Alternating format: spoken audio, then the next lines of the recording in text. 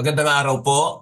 Magbabalik tayo sa ating ginagawang pag-aaral sa mga utos ng Panginoong Jesucristo, ang mga batas sa kaharian ng Diyos, ang probisyon ng tipan ng Diyos sa New Covenant, at ang ipinag-uutos ng Panginoong Yesus na ituro sa mga gagawing alagad. Ang ating teksto na babasahin ay mula sa Lucas 17:32. Lucas 17:32. Sinabi niya, alalahanin ninyo ang asawa ni Lot. Ulitin ko, alalahanin ninyo ang asawa ni Lot. So diyan po sa sinabing yan ng Panginoon, ay malinaw na ito ay ipinag-uutos sa kanyang mga tagasunod. At yan po ang ipalalagay natin na ika-56 na utos ng Panginoon Jesucristo. Utos number 56 na po tayo. Ang mga babae laging kabahagi din sa pagbuo ng kwento sa Biblia. Marami sa kanila ay may malalaki at mahalagang papel na ginampanan. May mga ordinaryo lang din. Marahil kapag tinanong tayo kung sino sa mga tauhang babae sa lumang tipan ng Biblia ang ating maalala, ay hindi natin mababanggit ang babaeng ito. Malamang ang unang-una sa atin ay si Eva, si Sarah, si Rebecca, Leah, Raquel, si Ruth, si Esther. Malamang ay sila ang ating unang maalala. At kahit ngayon na nasa New Covenant na tayo, sino ang magkakaabalang umalala sa asawa ni Lot? Marahil ay nababanggit din naman ito sapagkat mayroon siyang kwento na talagang nakakamangha. Pero ano kaya ang dahilan ng Panginoon kung bakit niya sinabi ang bagay na ito? At yun ang mahalagang bagay na kailangan nating makuha ang mensahe ng kanyang buhay nang sa gayon ay magkaroon talaga tayo ng aral mula sa kanya. Sapagkat nakikita natin na sa sinabing ito ng Panginoon, alalahanin ninyo ang asawa ni Lot, ay meron talagang dapat huwag makakalimutang aral sa kanyang buhay. Bago tayo pumalaot sa ating gagawing pag-aaral, tayo muna ay pupunta sa katanungan para sa inyong grupo. At ang tanong na pag-uusapan ninyo, ano ang nalalaman mo tungkol sa asawa ni Lot maliban sa siya ay naging asin? Ulitin ko po, ano ang nalalaman mo tungkol sa asawa ni Lot maliban na siya ay naging haliging asin? Sige po, pag-uusapan niyo ang bagay na yan at mamaya ay magbabalik po tayo para linawin at alamin kung ano ang mensahe para sa atin ng asawa ni Lot. Papaulan ng apoy sa Sodoma. Magbabalik po tayo. Malamang ay marami tayong haka-haka tungkol sa asawa ni Lot. At pansinin po ninyo, kung yung inyong mga ibinahagi sa inyong grupo ay maganda, tama, o kaya ay lihis sa nais ng Panginoon, na maunawaan natin tungkol sa babaeng ito. Nang sabihin ito ng Panginoon ay kailangang alam natin kung ano ang dahilan bakit niya sinasabing alalahanin ninyo ang asawa ni Lot. Kung kayo ay pupunta sa aklat na pinagmulan nito sa Lucas 17 at basahin ninyo ang talata 26 hanggang sa 29, ay makikita nyo na ang Panginoon dito ay nangangaral at ang tinatalakay niya sa kanyang pangangaral ay tungkol sa kapanahunan ni Noe at ni Lot. So nais ko pong banggitin sa inyo, medyo sanay na ako dito sapagkat ito ay pinapangaral ko ang mga talatang ito sapagkat napakahalaga ng mensahe ng mga nandirito. Unang-una, ang sinabi ng Panginoon ay ganito, mula sa 26. Just like in the days of Noah, people were eating and drinking, marrying and giving in marriage until the day Noah entered the ark and God sends the flood and destroyed them all. So bago po ako magpatuloy, ay gusto ko munang bigyan kayo ng kaunting mensahe dito sa ipinapangaral ng Panginoon. Sa kanyang pangangaral ay dalawang mahalagang paghatol ng Diyos ang kanyang sinabi. Iyan ay sa panahon ni Noe at mamaya ay sa panahon ni Lot. At ano ang ibig sabihin ng Panginoon diyan? Na kailangan maalala ng tao ang ginawa ng Diyos sa kapanahunan ni Noe. Sa ating kapanahunan, marami ay nag-aakala na yung mga kaganapang yon ay mga kathang-isip na lamang. Yan ang nagugustuhan ng dyablo. Ang hindi natin paniwalaan na literal na nagkaroon ng malaking baha sa panahon ni Noe. Kahit ang mga walang paniniwala sa Diyos na mga archaeologists ay maraming patunay at hindi maikakaila na nangyari talaga ang pinakamalaking baha sa pamamagitan ng kanilang mga natutuklasan.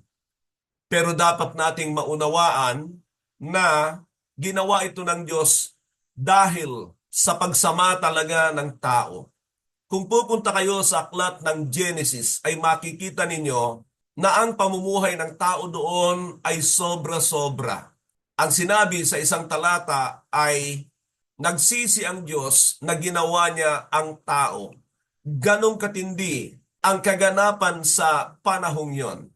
At pagkatapos ay sinabi pa that every inclination of the thoughts of his heart was only evil. Gusto kong tandaan ninyo ang talatang yan sapagkat dito sa mga susunod na sinabi ng Panginoon dito ay makikita natin kung ano yung mga nasa puso ng mga tao sa kapanahunan yon. That every inclination of the thoughts of his heart was only evil at that time. At nais ko ipaalala sa inyo na sa puot na yan ng Diyos, hindi siya nang hinayang sa malamang ay milyong-milyong tao na sa kapanahunan yan. Natupad ang kanyang pangarap na sinabi kay Adan at kay Eva, humayo kayo at magpakarami. Subalit sa pagdami ng tao ay kailangan niya itong lipunin para magkaroon ng aral. At lalo na aral para sa atin kung ito ay ating pinapaniwalaan na hindi natin ito maaaring maliitin. Bagkus ay dapat ilagay natin sa isipan na kaya ito ay pinapangaral ng Panginoon sapagkat siya ay nagbibigay ng babala sa mga tao sa kapanahunan yon. At sa atin naman ay may sinabi sa aklat ni Apostol Pedro na muling sisirain ng Diyos ang mundong ito sa pamamagitan ng apoy. Pagkatapos niyon ay itinuloy niya ang pangangaral tungkol sa pangalawang paghatol ng Diyos sa mundong ito nang sabihin niya ang tungkol sa mga kaganapan sa panahon ni Lot. And just like in the days of Lot, people were eating and drinking, marrying and giving in marriage until the day Lot left Sodom and God sends the flood and destroyed them all. So kung titingnan natin, sa panahon din naman ni Lot, pag kayo ay napunta sa Genesis, makikita nyo ang dalawang katotohanan na sa panahon ni Noe, ang problema ay yung intermarriage ng mga lahi ng mga tao sa tinatawag na sons of God. At ako'y naniniwala na yan ay mga fallen angel, mga demonyo na kumukuha ng katawan ng tao para magkaroon ng kaugnayan sa tao, sa mga babae sa kapanahunan yon, sapagkat nainggit sila sa kaloob ng Diyos na sexual para sa tao. At yan ay makikita natin na binabanggit sa aklat ni Judas na maaari nilang iwanan yung kanilang kalalagayan at kumuha ng kalalagayan ng tao katulad ng tinangka ni Satanas sa katawan ni Moises para maging kasangkapan niya. Samantala, sa panahon ni Lot ay nagdagdag pa ang Panginoon. Just like in the days of Lot, people were eating and drinking, marrying and giving in marriage, buying, selling, erecting buildings, until the day Lot left Sodom and God sends the flood and destroyed them all. Pero kung titingnan naman natin ang ginagawa ng mga tao na masama doon sa Genesis chapter 18 ay tungkol sa mga kabaklaan na kung saan yung dalawang anghel na isinugo ng Panginoon para tignan ang kalalagayan doon ay ninais pang ripin ng mga lalaki. Ano ang punto rito? Ang punto rito ay yung sinabi niya kalaunan, so shall it be when the Son of Man comes. So shall it be when the Son of Man comes. Anong ibig sabihin ng Panginoon? Na sa kanyang muling pagbabalik, talagang mapapahamak ang mga masasama. Pero ang isang bagay na nagumo ng puso ng mga tao sa kapanahunan yon ay yung pagkain, iinumin, kakainin, daramitin, pangagtatayo ng gusali, pangagbibenta, pangagbibili. Anong punto diyan? Yun ang mga pinagkaabalahan ng tao na majority na pinatay ng Diyos. Hindi sila masama, gumagawa sila ng mga bagay-bagay para sa kanilang legal na kabuhayan. Binanggit ko yung legal para malaman ninyo na hindi lahat ng maaari nating gawin at tama nating gawin ay makakabuti sa atin. Ang talagang dahilan ay kinaligtaan nila ang Diyos sa kanilang kapanahunan. At ako'y naniniwala na sa ating kapanahunan, ito rin ang estilo ng dyablo, na ang tao ay gawin niyang abala sa mga bagay sa mundong ito. Kung ikaw ay gumagawa ng kasalanan, pinagkakaabalahan mo ito, kapag hindi ka nagbago, wala ka talagang pag-asa. Kung ikaw naman ay gumagawa ng tama, abala para sa iyong sarili at wala kang panahon sa Diyos, ito ay babala para sa iyo. Na kahit tama ang iyong ginagawa, kung hindi ka nagbibigay ng tamang panahon sa Panginoon, nanganganib ka rin sa kapahamakan at yan ang ibinababala ng Panginoon sa buhay ng mga ito. Pagkatapos na sabihin ito ng Panginoon, ay doon niya na sinabi ang tungkol sa asawa ni Lot. Remember Lot's wife. At yan ang ating pag-uusapan tungkol sa bagay na ito. Kaya't ang unang punto na nais kong makita natin ay ang pinagmulan ng asawa ni Lot. Mahalaga ito para makita natin kung bakit niya sinapit ang bagay na ito sa kabila ng kanyang kalalagayan, karanasan, at kasama na rito itong kanyang pinagmulan. So dito sa unang punto ay mayroon akong 4 na bagay na nais ibigay sa inyo. Ang number 1, ay walang palatandaan na siya ay napangasawa ni Lot mula sa kanilang paglalakbay. Sapagkat alam natin na si Lot ay sumabit ng tawagin ng Diyos si Abraham na pumunta sa isang lugar na hindi ipinaalam ng Panginoon kung saan. Sa pananampalataya ni Abraham at sa kanyang pagsunod ay pumunta siya doon, subalit itong si Lot ay sumama. Wala rin sinasabi tungkol sa asawa ni Lot maliban na marahil nung sila'y naghiwalay ni Abraham sa Genesis chapter 13. Pangalawa, nangangahulugan na kasama sila ng grupo ni Abraham na lumabas sa Haran upang sumunod sa tawag ng Diyos. So malamang siya ay nandoon na sa panahong yon. Asawa na rin marahil ni Lot ang kanyang asawa. Tandaan natin na si Lot ay pamangkin ni Abraham. Yan ay sa kanyang kapatid na si Haran. Kaya ganoon ang concern ni Abraham at pumayag siya na sumama itong si Lot. Bukod doon ay nais kong ibigay sa inyo ang tungkol kay Abraham na nung kapanahunan yan ay meron ding mga takot si Abraham. Pakatandaan natin na nung may banta sa kanyang buhay dahil sa kanyang asawa na si Sarah, dahil sa kanyang ganda, ay nag-isip siya na kailangang iiwas niya ang kanyang sarili sa kamatayan. Anong punto ko diyan? Ipinapakita ko na si Abraham ay normal na tao, may mga pagkatakot, kaya lang sa mga kwento sa Biblia ay nangingibabaw ang kanyang pananalig sa Diyos. At nais kong sabihin sa inyo, hindi man tayo perpekto sa ating mga ginagawa.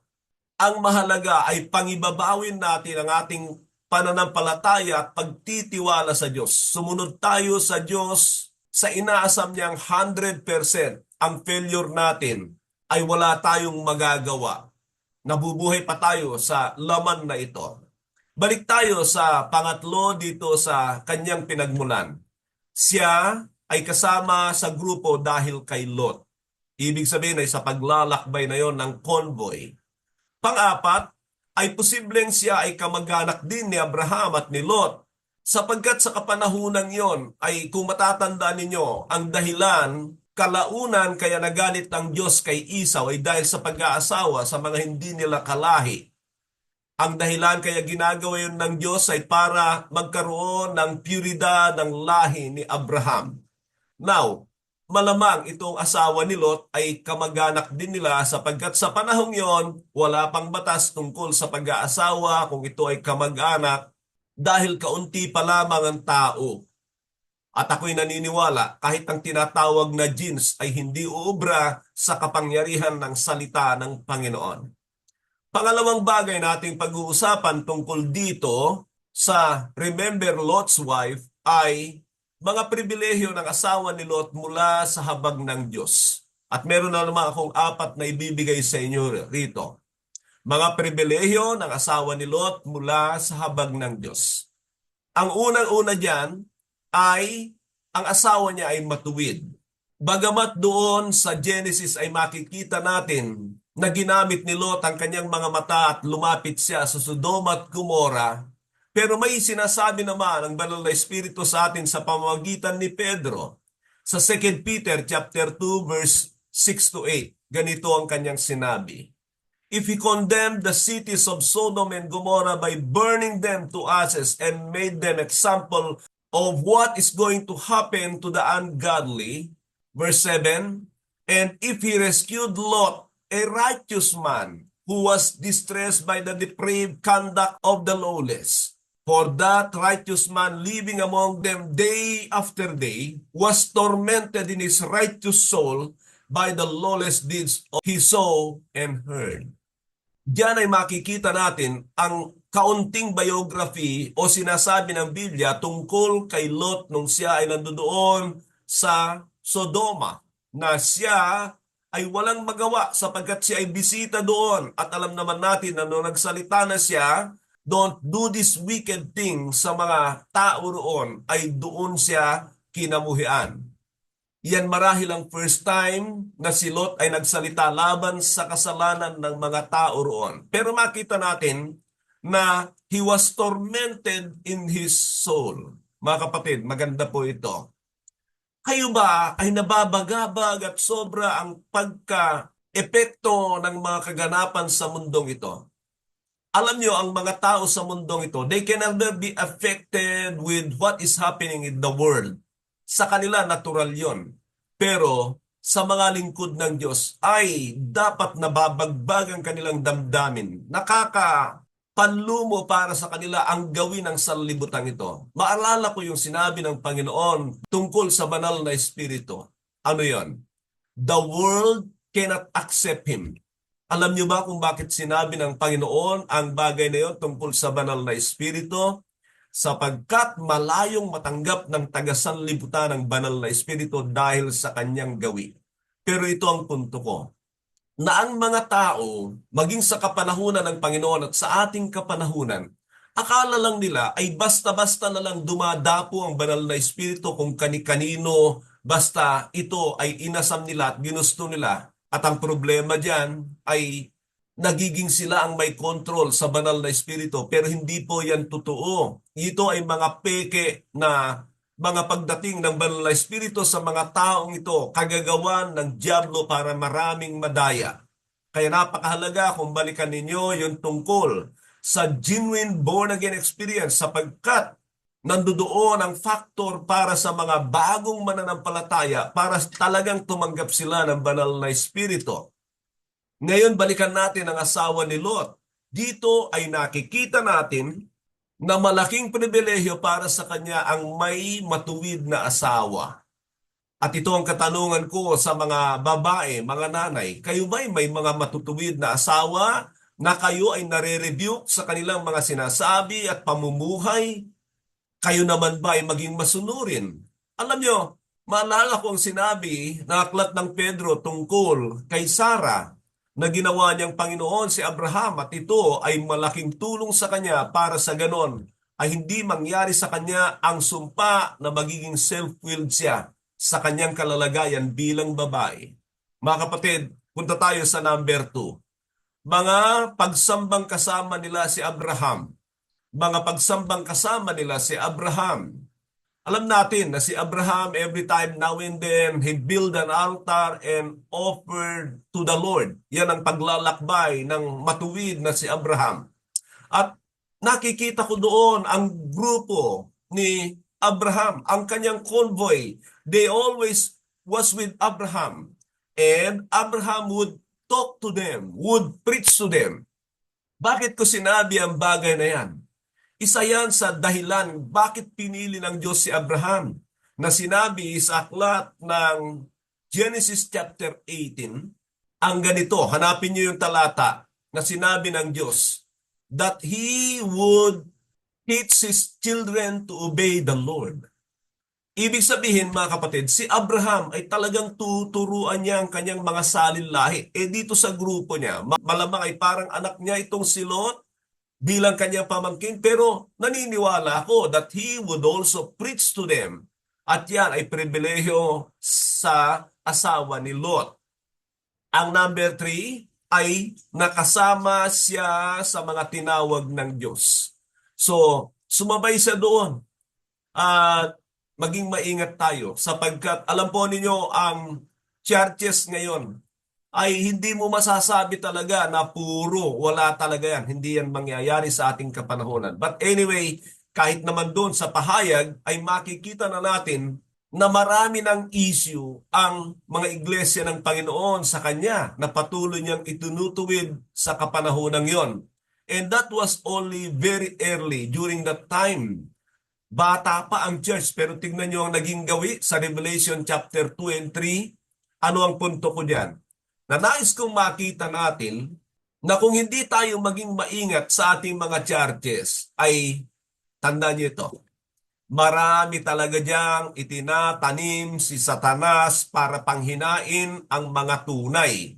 Pero ang mga tunay, dapat ay nagpapatuloy kayo sa tamang gawi.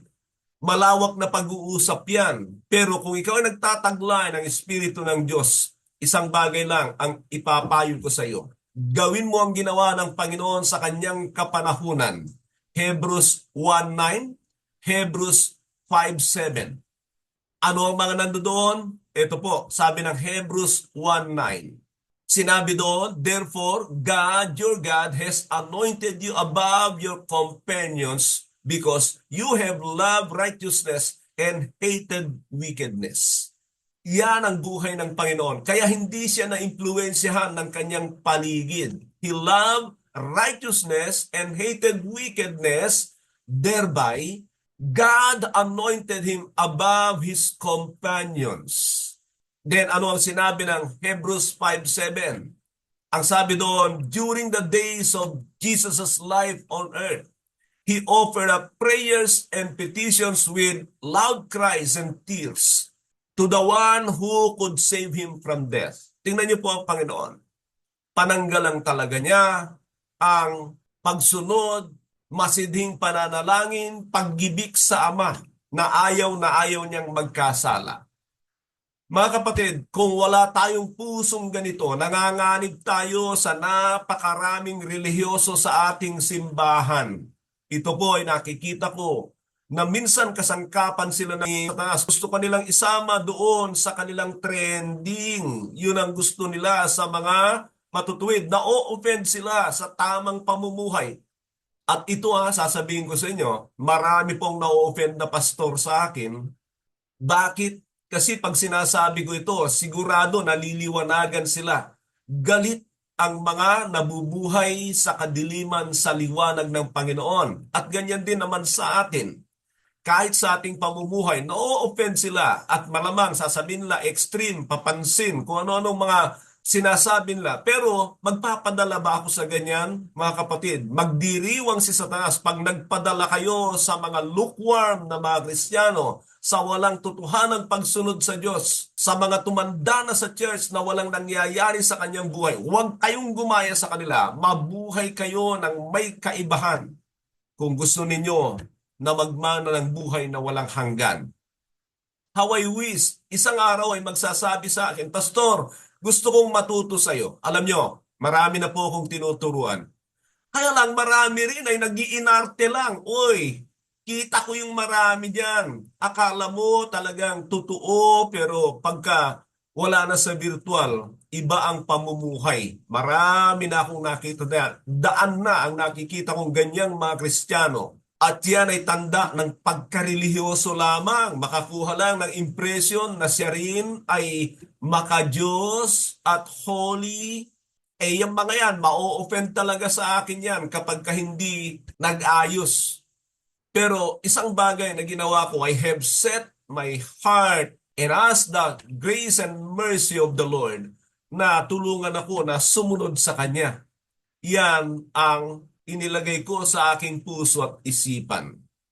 Alam niyo pa ang isang pribilehyo ng asawa ni Lot? Ito, number 4. Malamang ay alam niya ang nangyari sa baha sa panahon ni Noe at sa Tore ng Babel.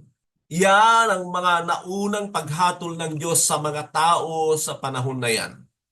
O para matulungan kayo, ang baha ay nangyari sa Genesis chapter 6 to chapter 9, nag-end doon. At pagkatapos ang Tore ng Babel ay nangyari sa chapter 11. At itong kwento tungkol dito kay Abraham at kay Lot ay nangyari o nagumpisa sa chapter 13. At ang kaganapan sa pagsunog sa Sodoma at Gomorrah at sa mga karatig na bayan ay sa chapter 19. Pero bago yon ay dinalaw ng Panginoon si Abraham na sa panahong yon ay magkahiwalay sila ni Lot. Ang punto mga kapatid, alam niya ang mga nangyari sa mga panahon na yan. Dapat ay hindi niya kinalimutan dahil hindi pa mga matatagal na panahon na ipapasa-pasa pa ang mga salita sa kanila at binibigyan sila ng babala tungkol sa puot ng Diyos sa mga ganong uri ng tao. Alam niyo mga kapatid, sa atin matagal na panahon. But it is a wisdom to believe what had happened in the times of God's judgment in the Bible. Ang problema ng maraming Kristiyano, ang hinahanap nila yung magagandang pangako, yung mga magagandang verses sa Biblia, kaya hindi sila nagbabago, yun ang inaangkin nila. Mga kapatid, nanganganib kayo dahil kayo mismo ang dinadaya nyo ay sarili nyo. Gusto nyo yung magaganda lang, yung mga babalang ganyan. Galit kayo pag napagsasabihan kayo. Sige kayo, ito ang Panginoon sa pagkakataon na sinabi niya ito, ang tungkol sa asawa ni Lot. Nangangaral siya ng babala. Mabigat ito kung unawa natin at alam natin ang mga kwento. Pero hindi lang dapat alam, kundi naniniwala ka na nangyari. At ang babala ni Pedro ay ang daigdig na ito, ang mundong ito ay nakatakdang sunugin naman sa apoy. Punta tayo sa pangatlong bagay na pag-uusapan natin tungkol sa asawa ni Lot. At dito ay meron akong 7 bagay na ibibigay sa inyo. Mga karanasan ng asawa ni Lot sa Diyos. Mga karanasan ng asawa ni Lot sa Diyos. Number 1, protection sa kanilang paglalakbay. Protection sa kanilang paglalakbay. Ako'y naniniwala, marami ng labanan na nagaganap sa panahon na yan. Actually, sa chapter 14, nangyari yan. At naging bihag nga si Lot at ang kanyang pamilya ng mga dumigma kasama ang Sodoma at Gomorrah. So, dapat ay yung mga karanasan niya hindi na nakakalimutan. Pero ang marami nating karanasan na protection ng Diyos ay nagiging normal na lang, baliwala at kinukwestiyon na natin ang Diyos sa halip, ang kanyang presensya. Pangalawa ay yung protection niya sa kamay ng Paraon. Sapagkat doon sa Egypt ay pinagnasaan si Sarah at hindi natin alam kung paano ang proteksyon na ginawa ng kanyang asawa sa kanya, pero higit sa lahat ang Diyos. Pangatlo, ang kanilang pagyaman na sa kabila ng kanilang paglalakbay, mahirap, pero pag binasa ninyo ang Genesis chapter 13 verse 5, naganap yung pangako ng Diyos kay Abraham, nagagawin siyang dakila at payayamanin siya. At dito sa puntong yan ay talagang nakita niya kung paano dumami ang kanilang ari-arian. Number 4, mahiwalang pagsagip sa kanila mula sa pagkabihag dahil sa digmaan sa Genesis 14. Alam niyo ba ang kwento doon? Ang kwento sa pamamagitan lamang ni Abraham at ang kanyang tauhang 318 na lalaki ay ginapi nila ang 4 na hari Tandaan ninyo, bawat hari ay hindi yan magiging hari kung walang 10,000 na sundalo sa panahon na yon. Nangangahulugan na hindi bababa sa at least ay 30, 20,000 ang sundalo ng apat na haring yan sa panahon na yan. Tinalo nila yung 5 hari na nagsama-sama para sila ay labanan. Pero sa pamamagitan ng 318 man ni Abraham, nanalo si Abraham.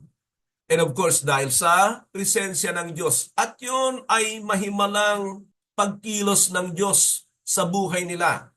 Number 5, pagbisita ng mga anghel nang sagipin sila. Mga anghel ito, they were foreigners to her. Hindi niya kilala itong mga ito at binababalaan sila na umalis na sila at nakaalis na nga sila. Yan ay dahil sa pagpupumilit ng mga anghel. Pang-anim, narinig ang babala tungkol sa planong pagpapaulan ng apoy sa Sodoma. At pang-7, nakaalis sa lugar ng kapahamakan. Nakaalis na. Sayang nandoon na. Para bagang naging Kristiyano ka na. Nandoon ka na. Dapat ayusin mo na. So yan ang 7 bagay na nakita ko na naranasan ng asawa ni Lot sa Diyos. Kaya lang mukhang hindi talaga totoong mananampalataya Taken for granted lahat yung bagay na yon. So punta tayo sa ika-4 na bagay na pag-uusapan tungkol sa kanya. Ang kanyang pagkapahamak. Ang kanyang pagkapahamak. Number 1, siya ay lumingon. Number 2, hindi sumunod sa babala. Number 3, siya ay naging haliging asin. Ganun lang kasimple. Nawala lahat dahil sa kanyang paglingon at hindi sumunod sa babala. At meron akong katanungan para sa inyo rito. Ano ang tingin mo na dahilan kung bakit lumingon ang asawa ni Lot sa kanilang pinanggalingan? Ano sa tingin mo ang dahilan kung bakit lumingon ang asawa ni Lot sa kanilang pinanggalingan? Alam kong meron kayong idea. Bagamat hindi ito malinaw, ay alam natin na kung hindi sila inilabas ng anghel sa kanilang tahanan, ay hindi talaga nila iiwan ang lugar na yon. Pero dahil sa tulong ng mga anghel, nakaalis na sila doon at nagpaulan na ng apoy, binabalaan na ang babaeng ito, lumingon pa rin. Ano ang dahilan?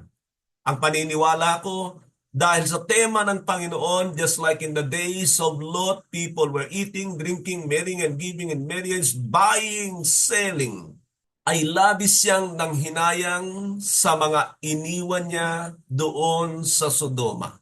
Labis siyang nanghinayang sa mga iniwan niya doon sa Sodoma. Ang kwento ng buhay ni Lot, nung una, nandoon lang siya sa labas ng Sodoma. Kasunod ay nagiging prominenteng tao na siya sapagkat siya ay nakaupo sa may gate ng Sodoma. Kalaunan, nandun na sila sa loob, ang mga anak niya nag-involve na sa intermarriage with the people. At ang paniniwala ko ay yumaman itong si Lot at ang kanyang pamilya doon. At ano ang nangyari? Eto na. Ang malaking panghihinayang ng asawa ni Lot sa mga nawala sa kanya, malamang ang dahilan kaya ang hirap niyang iwanan ang kanyang lugar at dahilan para siya ay lumingon. Kaya ano ang mga aral na mapupulot natin sa kanyang buhay? Number 1, huwag ituon ang puso sa mga bagay sa mundong ito. Paalala yan sa atin sa aklat ng Colossus chapter 3, verse 1 and 2. Set your minds on things above, not on earthly things. Set your minds where Christ is seated in the right hand of God. Na nangangahulugan, huwag nating ituon ang ating mga puso sa daigdig na ito. Number 2, maingat na sundin ang mga utos ng Panginoon. O ito isa ito sa utos ng Panginoon. Remember Lot's wife. Ikintal mo ito sa utak mo at iwasan mo ang pagkamakamundo. Huwag mong ilagak ang pag-asa mo rito. Number 3, patatagin ang iyong pananalig sa Diyos. Number 4, sumunod sa iyong tagapanguna. Kung nakikita mo na matino, maayos ang iyong tagapanguna, huwag ka lang nagpapakita na akala mo ay talagang masunurin ka at religyoso ka. Wala kang mapapala niyan. Tutuhanan mong Sumunod sa kanya. Order yan sa Biblia. Sabi ng Panginoon, obey your leaders. Obey your leaders kahit sa mag-asawa. Kung nakikita mo ang asawa mo, pagkakatiwalaan mo, dapat ay marunong kang sumunod sa kanya. Kung may nakikita pa kayo na dapat niyong gawin dito, ay gawin nyo. Yan ang number 5. Ano ang karakter na itinuturo sa atin ng remember Lot's wife na utos ng Panginoon? Ito ang nakikita ko. Be content with your life. Be content. Nabanggit na natin yan. Maging kontento tayo, huwag tayong maging tamad naman. Matuto tayo sa sinabi ng Panginoon na kung meron tayong pagkain, inumin, daramitin, ay magkaroon tayo ng kakontentuhan. Ang tanong ko ay, kontento ka ba sa buhay mo? O naghahangad ka pa ng napakaraming bagay sa mundong ito? Takbo ka rito, takbo ka roon, talagang hindi ka mapakali. Lagi mong sinasabi, busy ako na pag-iiwanan mo ang mga gawain at personal mong buhay na pakikipag-ugnayan sa Panginoon. Yari ka na, sasabihin ko sa iyo, patay ka na. Matagal ka nang nakalingon na katulad ng asawa ni Lot. Mayroon ng ugat ang pagkamakamundo sa iyong puso. Yun ang dahilan kaya hindi niya magawang tanggihan ang paglingon sapagkat nakapanghihinayang ang kanyang nawala. Pero nakita niyo kung ano ang sinapit niya. Nanghihinayang ka ba sa iyong buhay? Naniniwala ka ba dito sa sinabing ito ng Panginoon? Remember Lot's wife. Ikintal mo ito sa iyong isipan.